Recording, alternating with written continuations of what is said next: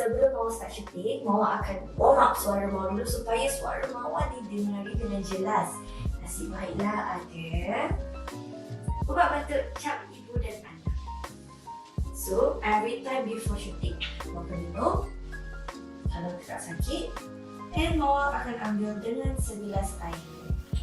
Ubat cap ibu dan anak ini dibuat menggunakan madu dan 15 herba asli dan boleh diambil 3 kali sehari.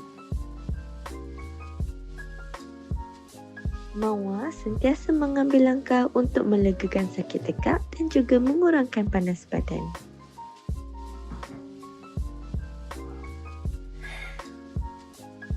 Yes, Ready ke belum? I am super ready now.